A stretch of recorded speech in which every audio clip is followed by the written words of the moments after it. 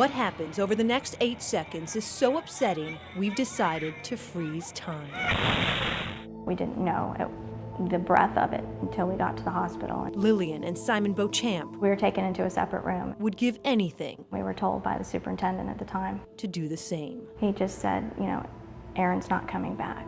It's disbelief, really. You don't consider that as an option, not coming back. 3.5 years after the St. Lucie County school bus crash, It was just the light of any room. Aaron still brightens up the room. The eternal flame, which is in honor of Aaron. 9-year-old Aaron was sitting in the 10th row of the school bus on his way home when the bus driver traveling westbound on State Road 70 turned left, straight into the path of an oncoming semi. Oh my God! Oh my God, what did I do? 30 students under the age of 12 were on that bus. And we thought as parents that the buses were the safest thing on the roads. Aaron was the only one who didn't make it. How does any parent explain it? Maybe God needed another angel, or you don't know. All of St. Lucie County felt the shock of the district's school bus crash and the soccer-loving 4th grader who died in it. And when you have a child who is 9 years old who has 1,500 plus people come to a funeral, you know that is a kid that made a difference.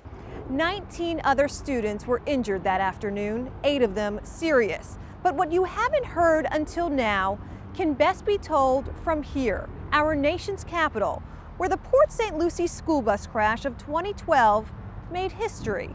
History safety experts were never able to visualize until now. It gave us a totally new look at school buses. Dr. Chris Poland from the National Transportation Safety Board To have a system that works. and Dr. Christy Arbogast from the Children's Hospital in Philadelphia So this provides a way. are part of a special team recruited by the NTSB to study the crash that killed Aaron.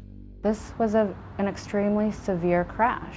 Even these veteran scientists weren't prepared for what they saw. So it was difficult for you? Oh, terribly. I came home that evening and said to my husband, I said, I think this was the most challenging professional day I've had. Really?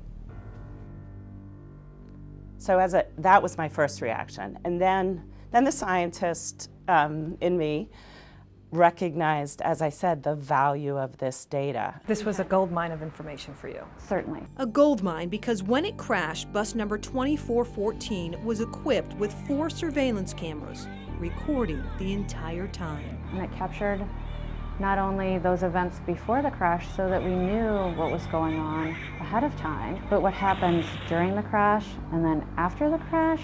I had never seen any sort of a video like this before. I think we must have watched the video hundreds of times, and each time we saw something different. Like how flexible children's bodies really are. We saw children who did essentially a back bend over the seat back.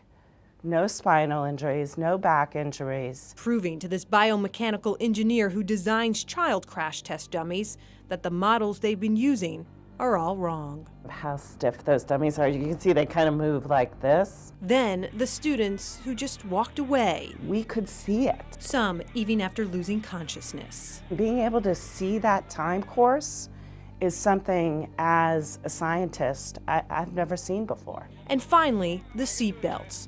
Every child seen on video was wearing one, and while many students were protected by the lap belt, others, like Aaron, who was sitting closest to the point of impact, were not. His broke apart. Others did little to keep students in their seats. The simulation video recreated from the crash explains why. There is a lot of upper body flailing. Now take a look at what happens when researchers added a shoulder belt. Reduces the upper body flailing. That's so dramatic. I mean, you can really see the difference. Right. It begs the question, shouldn't shoulder belts be a part of seatbelt design on school buses? It's obviously a great question. Research from this crash is now being used to redesign child crash test dummies, treat child head trauma, and the NTSB is now formally recommending anyone purchasing a belt-equipped school bus should consider a bus with lap and shoulder belts for best protection. Do you think that would have saved Aaron Beauchamp?